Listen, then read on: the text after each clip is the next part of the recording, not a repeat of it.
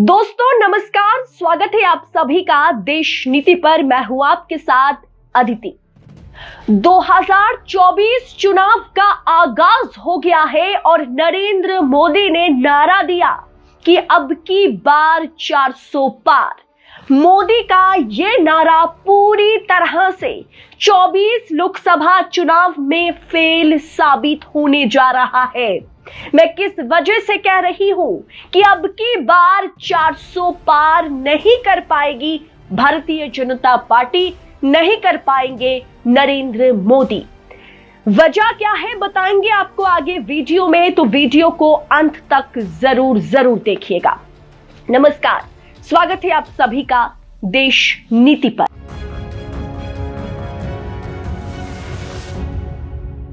देश नीति, केवल सच्ची और पक्की खबरें। दोस्तों, भारतीय जनता पार्टी 2014 में बहुमत के साथ सरकार बनाई थी और उस बार 2024 में बीजेपी का जो वोट शेयर है वो करीब था 31%। लिख लीजिएगा 31%। और सीटें मिली थी 282 सीटें। 2019 में फिर से भारतीय जनता पार्टी और गठबंधन की यानी एनडीए की सरकार बनती है। वोट शेयर बढ़कर होती है 37%, यानी 2014 में 31%, 2019 में 37%। और सीटें बढ़कर होती है भारतीय जनता पार्टी के खाते में 303। और इस बार 2024 में नरेंद्र मोदी हैट्रिक करने का वादा कर रहे हैं, दावा कर रहे हैं, दावा ठोक रहे हैं और वो कह रहे हैं कि अब की बार हमारी जो वोट शेयर होगी वो होगी 50%, जिसके करीब वो कह रहे हैं कि हमारे खाते में जो सीटें आएंगी वो 400 पार होगा। लेकिन ये 400 पार भारतीय जनता पार्टी के लिए नामुमकिन साबित होता जा रहा है। वजह क्या है? वजह है ये 5 कद्दावर नेता, ये 5 हीरोज, जिसमें सबसे पहले है दिग्गज जो मात देंगे नरेंद्र मोदी को, वो है केजरीवाल, अरविंद केजरीवाल। पूरी तरह से भारतीय जनता पार्टी को दिल्ली में शिकस्त देने के लिए तैयार है। उसके बाद है नीतीश कुमार। दोस्तों, नरेंद्र मोदी जनवरी 13-14 से जो है 2024 का आगाज भरने वाले हैं और उन्होंने चंपारण से यानी बिहार से वो चुनावी प्रचार शुरू करने वाले हैं। उन्होंने बिहार को क्यों चुना ये आप समझ रहे होंगे, क्योंकि नीतीश कुमार इस बार सबसे आगे है नरेंद्र मोदी को शिकस्त देने के लिए। और बिहार एक ऐसा राज्य है जहां से राजनीति की दिशा और दशा तय होती है। इसीलिए इस बार बिहार के चंपारण से नरेंद्र मोदी हुंकार भरने वाले हैं और सीधा मुकाबला नीतीश कुमार के साथ वो करेंगे। इसीलिए 5 दिग्गज जो ये 400 पार का जो नारा भारतीय जनता पार्टी ने दिया है उसे पूरी तरह से मात देने को तैयार है। उसमें सबसे पहला नाम है केजरीवाल, जो दिल्ली का किला संभालेंगे। उसके बाद है नीतीश कुमार, जो बिहार के साथ साथ पूरा का पूरा जो विपक्षी नेताएं हैं, जो विपक्षी गठबंधन है, पूरी तरह से वो इंडिया गठबंधन को संभालने वाले नेता है। और बिहार में भारतीय जनता पार्टी को कदम भी वो रखने नहीं देंगे। तेजस्वी और नीतीश कुमार की ये जोड़ी फिर एक बार नरेंद्र मोदी को, बीजेपी को कहीं ना कहीं खदेड़ने वाले हैं। नीतीश कुमार के बाद है ममता बनर्जी, जो बंगाल में भारतीय जनता पार्टी को विधानसभा चुनाव में धूल चटाई ममता बनर्जी, और इस बार लोकसभा चुनाव में बंगाल को पूरी तरह से घेर करके रखा है ताकि भारतीय जनता पार्टी की एंट्री ना हो पाए वहां पर। और उसके बाद है डीके शिव कुमार, जो हाल ही में कर्नाटक में जीत के बाद तेलंगाना में कांग्रेस को जीत दिलाई। वही डीके शिव कुमार पूरा का पूरा जो दक्षिण भारत है उसे अपने कब्जे में रखने की कोशिश में वो लगे हुए हैं और दक्षिण भारत में भारतीय जनता पार्टी की एंट्री ना हो सके, इसलिए डीके शिव कुमार पूरी तरह से तैयार है वो वहां पर। और इसके अलावा महाराष्ट्र की अगर बात करें, अगर आरएसएस की गढ़ की नागपुर की बात करें, तो पूरा का पूरा महाराष्ट्र जो है एनसीपी प्रमुख शरद पवार और शिवसेना प्रमुख उद्धव ठाकरे के हाथ में है इस वक्त। वहां भारतीय जनता पार्टी पूरी तरह से सरकार तो बनाई है एकनाथ शिंदे के साथ मिलकर के, विधायकों को तोड़ के, लेकिन पार्टी को तोड़ के, शिवसेना का जो ओरिजिनल पार्टी है उसे तोड़कर। लेकिन अब लोकसभा चुनाव में महाराष्ट्र का बागडोर पूरी तरह से एनसीपी प्रमुख शरद पवार और साथ ही साथ शिवसेना प्रमुख जो है उद्धव ठाकरे संभालने वाले हैं।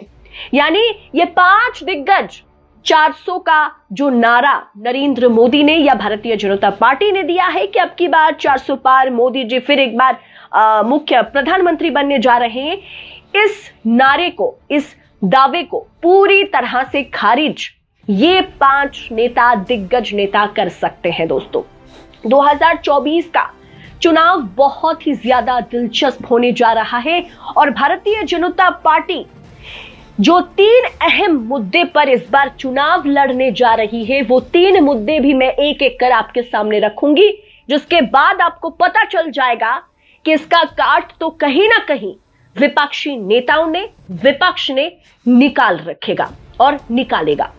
पहला है राम मंदिर। जी हां दोस्तों, 22 जनवरी को राम मंदिर का उद्घाटन होने जा रहा है। नरेंद्र मोदी का भव्य तरीके से स्वागत होगा। रामलला से ज्यादा तवज्जो जो है वो नरेंद्र मोदी को दिया जा रहा है। यानी राम मंदिर को लेकर के ये भी कयास लगाए जा रहे हैं कि उस दिन यानी 22 जनवरी को कहीं दंगे भड़क सकते हैं, कहीं हिंसा हो सकती है, यहां तक कि बॉम्ब ब्लास्ट भी कराने की या होने की आशंकाएं जताई जा रही हैं विपक्षी नेताओं द्वारा। और जिस तरह से राम मंदिर को बड़ा मुद्दा बनाया गया, वो कहीं ना कहीं भारतीय जनता पार्टी को उल्टा पड़ सकता है। भारतीय जनता पार्टी या नरेंद्र मोदी की सरकार या योगी सरकार, यूपी में डबल इंजन की सरकार, इसे लेकर के कुछ बड़ा खेल खेलने जा रही है, इसकी आशंकाएं जताई जा रही है। यानी राम मंदिर का मुद्दा फिर एक बार हिंदू मुसलमान करने की कोशिश बीजेपी करने वाली है और पूरी तरह से ध्रुवीकरण किया जाएगा चुनाव में। उसके बाद सबसे बड़ा मुद्दा है CAA, सिटीजन अमेंडमेंट एक्ट, यानी नागरिकता संशोधन कानून, जिसे लागू करने के बारे में 2019 से अमित शाह बातें कर रहे हैं। वो बात करते हुए नजर आ रहे हैं कि CAA लागू किया जाएगा और ये CAA किस तरह से धार्मिक पहलुओं पर आधारित है, ये आप अच्छा खासा जानते होंगे। इसके बाद शाहीन बाग, जामिया, देश के अलग अलग हिस्से में जिस तरह से विरोध प्रदर्शन हुआ, 2019 के बाद भारतीय जनता पार्टी की सरकार को, गृह मंत्री अमित शाह को बैकफुट पर आना पड़ा था। लेकिन अब 2024 चुनाव के लिए उस मुद्दे को 2019 से भारतीय जनता पार्टी कहीं ना कहीं अंदर खाने में छुपा करके रखी थी। अब 2024 में CAA का कार्ड खेला जाएगा और अमित शाह ने ऐलान कर दिया कि CAA लागू होने जा रहा है, जिसे लेकर के फिर एक बार मुसलमान सड़क पर उतरेंगे और फिर एक बार देश में हिंसा या दंगा होने की संभावनाएं हैं। यानी फिर दूसरा मुद्दा भी हिंदू और मुसलमान। अगर तीसरे मुद्दे की बात करें, तीसरा जो मुद्दा है भारतीय जनता पार्टी के लिए, वो है UCC, यानी uniform civil code. Uniform civil code को लेकर के भी भारतीय जनता पार्टी ने ऐलान कर दिया है। भारतीय जनता पार्टी ने ही कई कई जगह पर, भारतीय जनता पार्टी की जहां सरकार है, जहां डबल इंजन की सरकार है, चाहे हम असम की बात करें, चाहे हम उत्तराखंड की बात करें, चाहे हम गुजरात की बात करें, इन तमाम राज्य में UCC, यूनिफॉर्म सिविल कोड के कुछ कुछ हिस्से को लागू किया जा रहा है, जिसमें सबसे पहले पॉलीगैमी को लागू किया गया, यानी मुसलमान जो एक से अधिक शादियां करते हैं उस पर विराम चिन्ह लगाया गया। और इसके अलावा तमाम तरह के चेंजेस आएंगे UCC लागू होने के बाद। उसे एक बहुत बड़ा मुद्दा बनाएगी भारतीय जनता पार्टी। यानी भारतीय जनता पार्टी के लिए राम मंदिर, CAA और UCC, ये तीनों मुद्दे जो है ना, तीनों मुद्दे जो है, तीनों टॉपिक्स जो है, बहुत ही बढ़िया टॉपिक है। और भारतीय जनता पार्टी, नरेंद्र मोदी फिर एक बार हिंदू मुसलमान के पीठ पर चुनाव की राजनीति करती हुई नजर आएगी भारतीय जनता पार्टी। वहीं अगर हम इंडिया गठबंधन की बात करें तो विपक्ष किन किन मुद्दों पर चुनाव लड़ने वाला है वो एक एक कर आपके सामने। पहला है अनएम्प्लॉयमेंट यानी बेरोजगारी, दूसरा है ओपीएस यानी ओल्ड पेंशन स्कीम को लेकर के जिस तरह से धरने पर तमाम सरकारी ऑफिसर्स अधिकारी बैठे हुए हैं, कर्मचारी बैठे हुए हैं, सरकारी कर्मचारी, वो सब ओल्ड पेंशन स्कीम की जो है बात करते हुए नजर आ रहे हैं और मांग करते हुए नजर आ रहे हैं, जिसमें भारतीय जनता पार्टी की सरकार नरेंद्र मोदी को बुरी तरह से ओपीएस यानी ओल्ड पेंशन स्कीम को लेकर के भारतीय जनता पार्टी और नरेंद्र मोदी मुंह के बल गिर सकते हैं 2024 चुनाव में। ये एक बड़ी चुनौती है उनके आगे। वहीं तीसरा है क्रोनी कैपिटलिज्म यानी सिर्फ एक उद्योगपति को अमीर बनाने की कोशिश और गरीब को गरीब बनाने की जो कोशिश भारतीय जनता पार्टी की सरकार, नरेंद्र मोदी की सरकार कर रही है, जिस तरह से सिर्फ और सिर्फ अडानी का भला हो रहा है, उस क्रोनी कैपिटलिज्म पर वार करने वाला है विपक्ष और उससे भी सबसे बड़ा मुद्दा बनने वाला है। और दोस्तों, चौथा बड़ा मुद्दा है डेमोक्रेसी अंडर थ्रेट। विपक्ष का सबसे बड़ा मुद्दा है लोकतंत्र को खत्म करने की कोशिश कर रही है नरेंद्र मोदी की सरकार। किस तरह से डेमोक्रेसी को कुचलने की, पैरों तले कुचलने की कोशिश भारतीय जनता पार्टी की सरकार कर रही है, इसे उजागर करने वाला है विपक्ष। हमने देखा किस तरह से ईडी हो, सीबीआई हो, जितने भी जांच एजेंसियां हैं, उसका किस तरह से सरकार अपनी राजनीति के लिए उसका इस्तेमाल करती हुई नजर आ रही है। चाहे हम चुनाव आयोग की बात करें, चाहे हम सुप्रीम कोर्ट की बात करें, चाहे हम तमाम तरह के जो सरकारी मशीनरीज है उनके बारे में अगर बात करें, हर जगह पर हम देख रहे हैं कि सरकार जो है पहरेदारी करती हुई नजर आ रही है, सरकार दबाव बनाती हुई नजर आ रही है, सरकार कहीं ना कहीं सबको अपनी गिरफ्त में करने की कोशिश करती आ रही है। ये कहीं ना कहीं आगे चल के भारत को मुश्किलों में डाल सकता है, जिसे लेकर के विपक्ष अब एकजुट हो चुका है और डेमोक्रेसी बचाने की लड़ाई अब विपक्ष लड़ना चाहता है। एक तरफ है सीएए, राम मंदिर और यूसीसी, यानी ये तीनों मुद्दे जो है, तीनों जो टॉपिक है, ये हर एक टॉपिक हिंदू मुसलमान से रिलेटेड है। सेम पिच पर भारतीय जनता पार्टी खेलने वाली है 2024 का चुनाव। इसे लेकर के भारतीय जनता पार्टी और नरेंद्र मोदी की सरकार अगर इसके आगे खड़ा हो जाए ना, तो 400 पार कतई नहीं कर पाएगी भारतीय जनता पार्टी। और सबसे बड़ी बात दोस्तों, आपको याद होगा कि नरेंद्र मोदी का गारंटी, मोदी जी की गारंटी की बात हो रही है। मोदी जी ने गारंटी दिया था कि 15-15 लाख सबके खाते में आएगा। आया क्या? नहीं आया।